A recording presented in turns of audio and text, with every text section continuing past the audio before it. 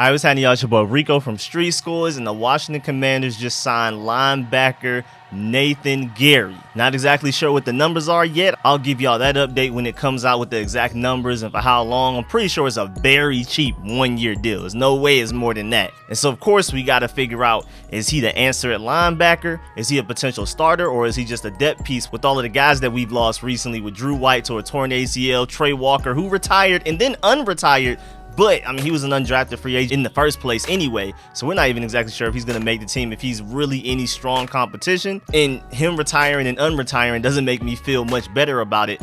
But we got to dive into Nathan Gerry. Where did he come from? What's his history? What are his weaknesses and strengths? Was it smarter for us to sign him over Anthony Barr? Or is he just a guy that we're just adding to the end of the bench, another camp body? But before we dive into all of that, make sure you subscribe to the channel, hit the bell next to the subscription button so you get notification immediately. And every time I release an informative and opinionated video just like this one, make sure you pull up to the Sunday live stream tonight. Usually I start at 6. May start a little later today, maybe like 8, and then run for like an hour because we have like a family event going. And then if I end up having to move it or cancel it, we'll probably just move it to tomorrow, as in Monday.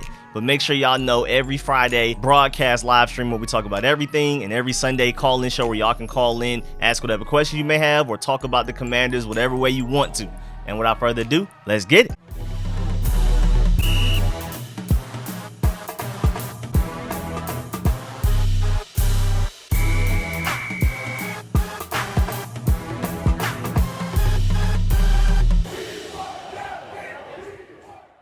All right, so the Washington Commanders have signed linebacker Nathan Gerry. He joins his former Super Bowl teammate, Carson Wentz. So we brought in 2 Eagles from that Super Bowl team this offseason. Now, granted, weren't the strongest contributors in that Super Bowl. Carson Wentz didn't play, and we'll get to Nathan Gerry soon. But hey, we bring in a whole bunch of Alabama guys because they're consistently winning. Ohio State, maybe that was the logic they had with this one. And just a little history lesson on him. In 2017, the Philadelphia Eagles drafted him in the 5th round out of Nebraska.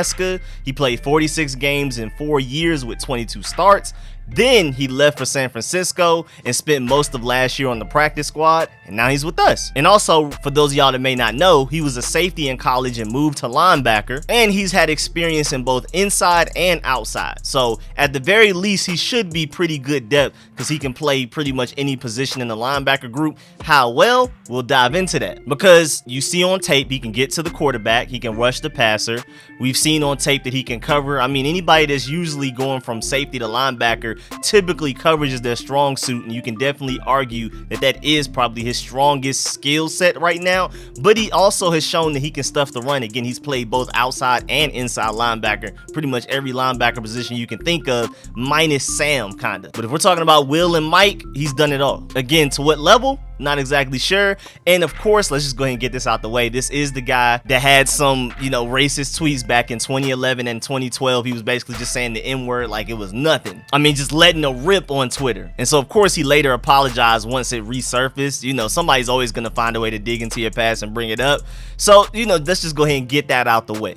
Does that affect how I feel about this signing? Not necessarily, but again, this is Street Scores. Got to give y'all every bit of information I can think of. If where he was born affected this team somehow, I would give y'all that. Anything that may affect the play on the field, affect the team off the field, locker room, all of that, I'm gonna update it. And so that may have a lingering effect. We'll see. I doubt it, but who knows? We already been dealing with Jack Del Rio. And of course, we always got to go to Pro Football Focus. I mean, granted, you got to go look at the tape to really see what's going on. And remember, in 2021, he was on the practice squad all year, didn't do anything. But 2020, he had 41 tackles, 9 assisted tackles, 0 interceptions, 0 forced fumbles. He had an overall grade of 45.7, but his run defense grade was a 58.2. His pass rush was a 70.9, which is pretty good, but his coverage, which is supposed to be his strong suit, was a 38.6. Then 2019, 58.3 overall, definitely a better season. Not as good pass rushing wise, according to Pro Football Focus, was a 59, but his run defense was a 53, and his coverage was a 61. I mean, if we got that season out of him last year, he would have been one of the better linebackers on the team. Definitely better than the Jamin Davis, according to Pro Football Focus. Granted, I think Jamin Davis is obviously going to be better than this guy, but it's not like he's completely terrible. And in 2018,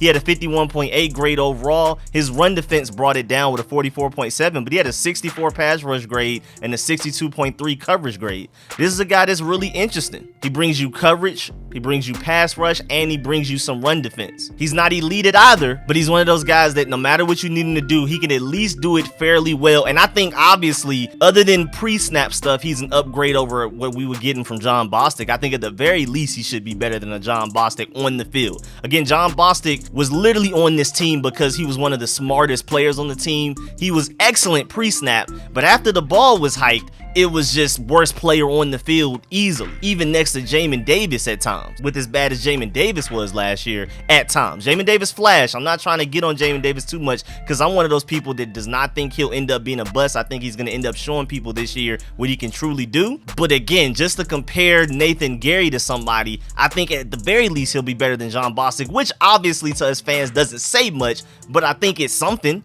Again, I highly doubt he'll ever be as good as Jon Bostic pre-snap, but post-snap, I mean, you just can't get really any worse than that. But again, 2017, 58.6 overall grade, one of his highest, 53.4 run defense grade, a 60 pass rush grade, and a 66 coverage grade. So pretty much every year that he's been in the league since he was drafted in 2017, the only time his coverage grade was like awful or really even below average was 2020, but sadly, that's the most recent season that he's played. That was his last season for the Eagles. Again, he went to the 49ers and didn't play at all for them. He was just stuck on the practice squad last season. But that same year, that was his highest pass rush grade. So we'll see what we'll get from him. I mean, I'm thinking he's basically looking like a much lower ceiling Shaka Toney. I would love if we can get Shaka Toney involved because I think his pass rushing is elite. From what I saw in the Senior Bowl practices, I think he can be way better in coverage than people think, and we can work on the run defense from there. I mean, he can honestly be a true starting Sam linebacker. I know this is a Nathan Gerry video, but since we're talking about the linebackers, I got to bring up Shaka Toney because right now we're using him as purely an edge rusher, a situational pass rusher, but I think honestly he can go out there and be a more athletic Anthony Barr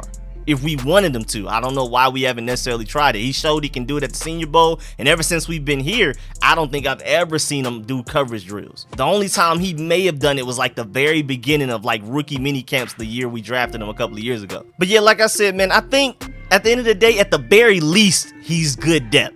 Like, I think he's better today than like a Drew White or a Tre Walker we're going to be, and maybe even a Ferrod Gardner, who I'm really happy about. If we're talking about today, now granted, ceiling wise, all of those guys, I would bank on their potential more for the future, but today, Nathan Gerry is better than a lot of those linebackers further down on our depth chart. So as long as it's a 1 year, very cheap deal, I think it's worth it with the linebacker problems we're having. Again, guys retiring, guys tearing ACLs, it's ugly. But I already know Eagles fans are going to be on their head. They've already been on our head for bringing in Carson Wentz. They think he's just going to be terrible. He's going to do nothing but get hurt and throw interceptions. And then now we just signed Nathan Gerry, who people basically say is Riley Cooper at linebacker. It's going to get ugly. We're definitely going to catch a lot of jokes, but hey, I'm ready for it. I'm ready to fight back. But it does suck that the Cowboys got Anthony Barr, and then the Eagles went and signed my dog, Nakobe Dean. They signed my boy from LSU, previously from North Dakota State, Jabril Cox, the year before. So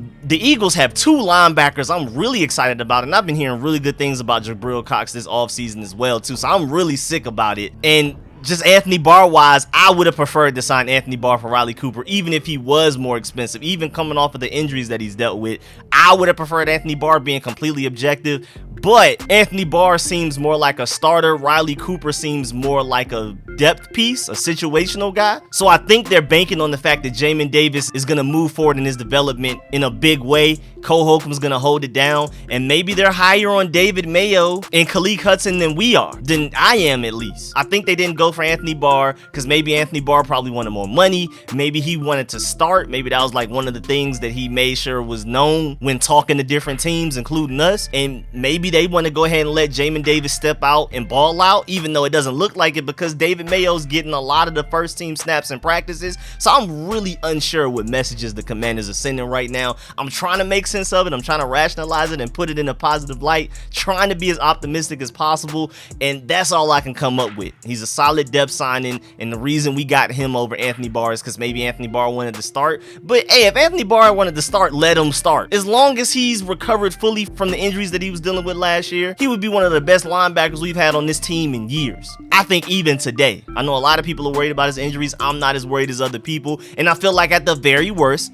he's solid depth, which Nathan Gerry is probably at best. But hey, maybe he's just way cheaper. I don't know. But yeah, man, that's the end of this video. Please get in the comment section. Let me know how you feel about this signing. Are you happy? Are you disappointed? Do you feel like we still need to go sign another linebacker? You know, AJ Johnson is still out there from the Denver Broncos. Donta Hightower from the Patriots is still out there. There's still quite a bit of linebackers that could be potential starters. Maybe they're just bringing this guy in early as depth, and if they don't like what they see from Jamin Davis and our entire linebacker group, maybe then they go and get one of those starters that I just named. But I'd prefer for them to go get one of those guys sooner rather than later so they can go ahead and learn the playbook, learn the defense and things like that. We don't sign them right before week 1 and now they're lost in coverage and things like that, communication all messed up. But we'll see, man.